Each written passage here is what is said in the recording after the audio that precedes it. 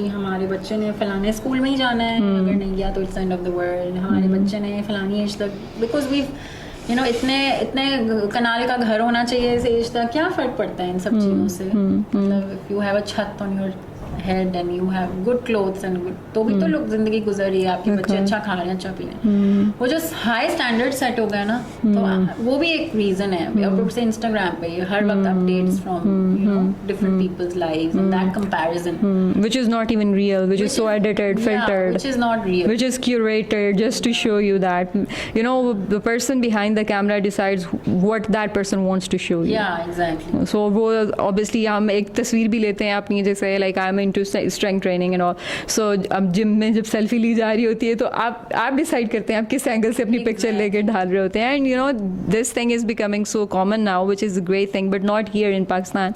Like all the people who are fitness influencers and the ones